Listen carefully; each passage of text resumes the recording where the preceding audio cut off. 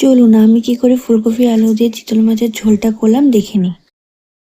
একটা মিক্সার জারে পেঁয়াজ, রসুন, আদা, শুকনো লঙ্কার গুঁড়ো, ধনে গুঁড়ো, জিরে গুঁড়ো, কাশ্মীরি লঙ্কার গুঁড়ো আর অল্প সামান্য জল দিয়ে ভালো করে ব্লেন্ড করে নিতে হবে। কড়াইতে তেল দিয়ে তেলটা গরম হয়ে গেলে চিতল মাছগুলো ভেজে নিতে হবে। চিতল মাছগুলো বেশি কড়া করে ভাজার দরকার নেই। ও আরেকটা কথা, চিতল মাছগুলো ঢাকনা দিয়ে ভাজবেন, না হলে তেল ছিটতে গায়ে ট্যাটু হয়ে যাবে। মাছটা দুপাশ ভালো করে ভাজা হয়ে গেলে ঢাকনা খুলে একটা প্লেটে উঠিয়ে নিতে হবে। একইভাবে বাদবাকি মাছগুলো ভেজে নিতে হবে।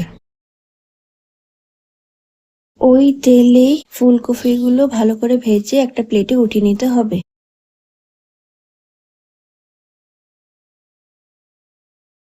ওই তেলেই এলাচ, দারচিনি, সাদা জিরে ফোড়ন দিয়ে আলু আর টমেটো গুলো দিয়ে পরিমাণ মতো নুন আর অল্প হলুদ দিয়ে ভালো করে ভাজা করে নিতে হবে।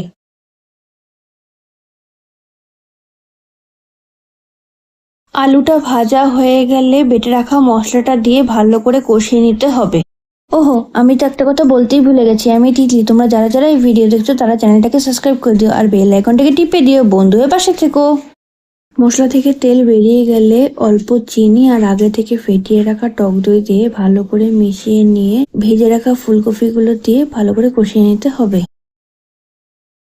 ফুলকপি আর আলুর সঙ্গে ভালোভাবে মশলাটা কষে গেলে পরিমাণ মতো জল দিয়ে মাছগুলো দিয়ে ঢাকনা দিয়ে দিতে হবে। ঝোলটা হয়ে গেলে ঢাকনা খুলে ঘি গরম মশলা দিয়ে নামিয়ে নিতে হবে। গরম গরম ভাতের সাথে দারুণ লাগে।